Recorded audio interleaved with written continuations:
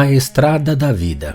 A questão da pluralidade das existências há muito tempo preocupa os filósofos, e mais de um viu, na anterioridade da alma, a única solução possível dos problemas mais importantes da psicologia.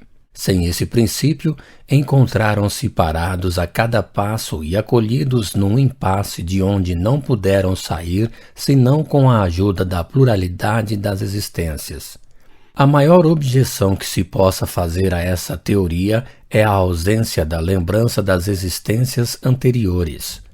Com efeito, uma sucessão de existências inconscientes umas das outras. Deixar um corpo para retomar logo um outro sem a memória do passado equivaleria ao nada, porque isso seria o nada do pensamento. Isso seria tantos pontos de partida novos, sem ligação com os precedentes. Isso seria uma ruptura incessante de todas as afeições que fazem o encanto da vida presente e a esperança mais doce e mais consoladora do futuro. Isso seria, enfim, a negação de toda a responsabilidade moral. Semelhante doutrina seria tão inadmissível e tão incompatível com a justiça de Deus quanto aquela de uma só existência com a perspectiva de uma eternidade absoluta de penas para faltas temporárias. Compreende-se, pois, que aqueles que formam semelhante ideia da reencarnação a repilam, mas não é assim que o Espiritismo nos-la apresenta. A existência espiritual da alma, nos diz ele, é sua existência normal, com lembrança retrospectiva indefinida. As existências corpóreas não são senão intervalos, curtas estações na existência espiritual, e a soma de todas essas estações não é senão uma parte mínima da existência normal, absolutamente como se numa viagem de vários anos se parasse de tempos em tempos durante algumas horas. Se durante as existências corpóreas parece nela haver solução de continuidade pela ausência da lembrança, a ligação se estabelece durante a vida espiritual, que não tem interrupção. A solução de continuidade não existe, em realidade, senão para a vida corpórea exterior e de relação. E aqui a ausência da lembrança prova a sabedoria da providência que não quis que o homem fosse muito desviado da vida real, onde tem deveres a cumprir. Mas no estado de repouso do corpo, no sono, a alma retoma em parte o seu voo, e aí se restabelece a cadeia interrompida somente durante a vigília. A isso se pode ainda fazer uma objeção e perguntar que proveito se pode tirar de suas existências anteriores para a sua melhoria, se não se lembra das faltas que se cometeu. O Espiritismo responde primeiro que a lembrança de existências infelizes, juntando-se às misérias da vida presente, tornaria esta ainda mais penosa. É, pois, um acréscimo de sofrimentos que Deus quis nos poupar. Sem isso, frequentemente, quanto não seria nossa humilhação pensando no que fomos? Quanto ao nosso adiantamento, essa lembrança é inútil. Durante cada existência, damos alguns passos adiante, adquirimos algumas qualidades e nos despojamos de algumas imperfeições. Cada uma delas é, assim, um novo ponto de partida, em que somos o que nos houvermos feito, em que nos tomamos por aquilo que somos, sem ter que nos inquietarmos com aquilo que fomos. Se numa existência anterior fomos antropófagos, o que isso nos faz senão o somos mais?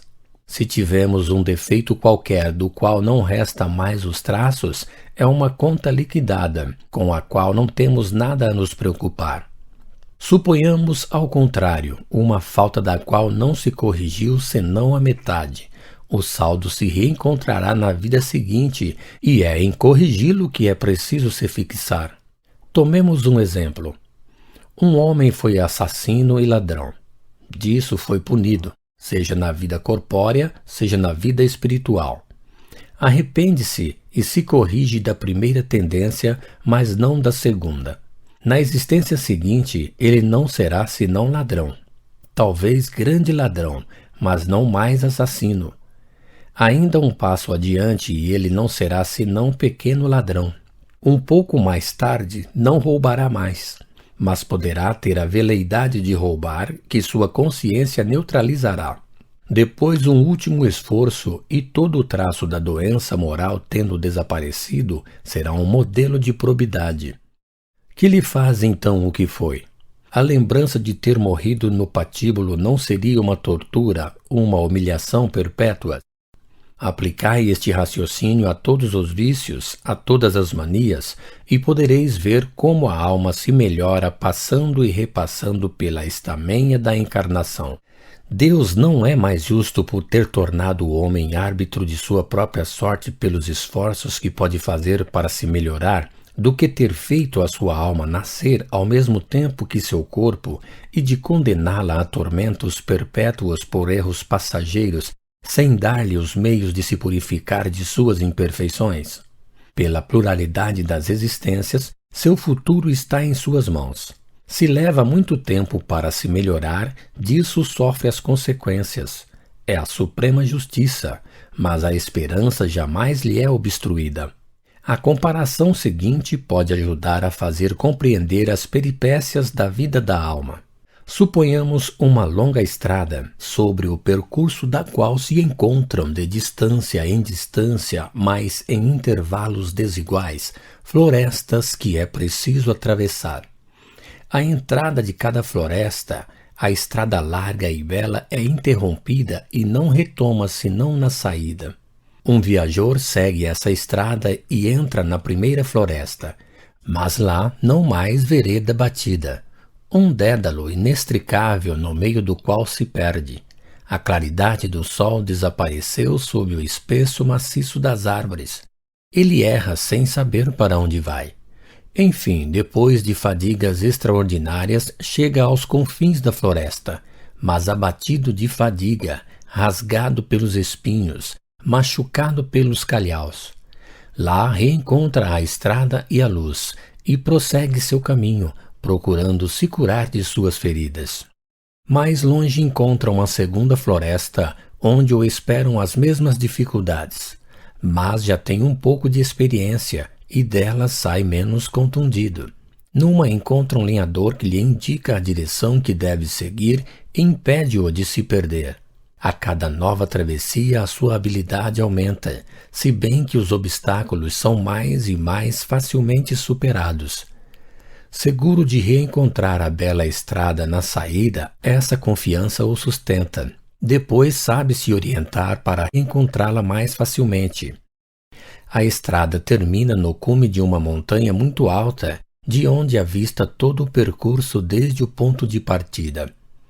Vê também as diferentes florestas que atravessou e se lembra das vicissitudes que experimentou, mas essa lembrança nada tem de penosa, porque alcançou o objetivo.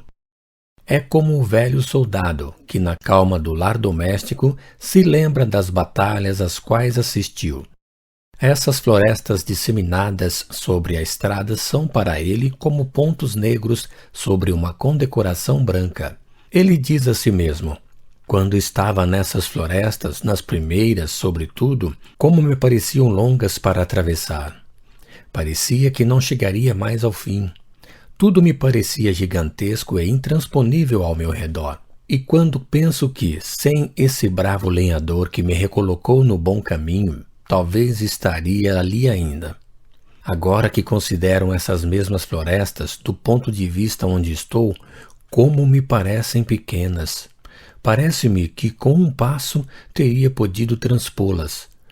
Bem mais, a minha vista as penetra e nelas distingo os menores detalhes. Vejo até as faltas que cometi. Então um velho lhe diz: meu filho, eis-te no fim da viagem, mas um repouso indefinido te causaria logo um tédio mortal e ficarias a lamentar as vicissitudes que experimentaste e que deram atividade aos teus membros e ao teu espírito. Vês daqui um grande número de viajores sobre a estrada que percorreste e que, como tu, correm risco de se perder no caminho. Tens a experiência, não temes mais nada. Vai ao seu encontro e, pelos teus conselhos, trata de guiá-los, a fim de que cheguem mais cedo. Vou com alegria redar o nosso homem. Mas ajuntou, porque não há uma estrada direta do ponto de partida até aqui? Isso pouparia aos viajores passar por essas abomináveis florestas. Meu filho, replica o velho, olha bem nelas e verás que muitos evitam um certo número delas. São aqueles que, tendo adquirido mais cedo a experiência necessária, sabem tomar um caminho mais direto e mais curto para chegar. Mas essa experiência é o fruto do trabalho que as primeiras travessias necessitaram, de tal sorte que não chegam aqui senão em razão de seu mérito. Que saberias tu mesmo se por ali não tivesses passado? A atividade que deveste desdobrar, os recursos da imaginação que te foram necessários para te traçar um caminho, aumentaram os teus conhecimentos e desenvolveram a tua inteligência. Sem isso serias novato como em tua partida, e depois, procurando tirar-te dos embaraços, tu mesmo contribuíste para a melhoria das florestas que atravessaste. O que fizeste é pouca coisa, imperceptível. Mas pensa nos milhares de viajores que o fazem também e que, trabalhando todos para eles, trabalham, sem disso desconfiarem, para o bem comum. Não é justo que recebam o salário de seu trabalho pelo repouso do qual gozam aqui? Que direito teriam a este repouso se nada tivessem feito? Meu pai, reflete o viajor, numa dessas florestas, encontrei um homem que me disse: sobre a borda há um imenso abismo que é preciso transpor de um salto. Mas sobre 1000 apenas um consegue. Todos os outros lhe caem no fundo, numa fornalha ardente, e estão perdidos sem retorno. Esse abismo eu nunca vi. Meu filho, é que não existe. De outro modo, isso seria uma armadilha abominável estendida a todos os viajores que viessem em minha casa. Eu bem sei que lhes é preciso superar as dificuldades, mas sei também que, cedo ou tarde, as superarão. Se tivesse criado impossibilidades para um único, sabendo que deveria sucumbir, teria sido cruel, e com mais forte razão se o fizera para o grande número. Esse abismo é uma alegoria da qual vais ver a explicação. Olha sobre a estrada, nos intervalos das florestas. Entre os viajores, vês os que caminham lentamente com um ar feliz. Vê esses amigos que se perderam de vista nos labirintos da floresta, como estão felizes em se reencontrarem na saída. Mas ao lado deles há outros que se arrastam penosamente. São estropiados e imploram a piedade dos que passam, porque sofrem cruelmente das feridas que, por sua falta, fizeram a si mesmos através das sarças. Mas disso se curarão, e isso será para eles uma lição da qual aproveitarão na nova floresta que terão que atravessar e de onde sairão menos machucados. O abismo é a figura dos males que sofrem, e dizendo que sobre 1000 só um transpõe, esse homem teve razão, porque o número dos imprudentes é muito grande. Mas errou dizendo que, uma vez caído dentro, dele não se sai mais. Há sempre uma saída para chegar a mim. Vai, meu filho, vai mostrar essa saída àqueles que estão no fundo do abismo. Vai sustentar os feridos da estrada e mostra o caminho àqueles que atravessam as florestas. A estrada é a figura da vida espiritual da alma, sobre o percurso da qual se é mais ou menos feliz. As florestas são as existências corpóreas, onde se trabalha para o seu adiantamento ao mesmo tempo que para a obra geral. O viajor que chega ao objetivo e que retorna para ajudar aqueles que estão atrasados é a dos anjos guardiães, missionários de Deus que encontram a sua felicidade em seu objetivo, mas também na atividade que desdobram para fazerem o bem e obedecerem ao Supremo Senhor.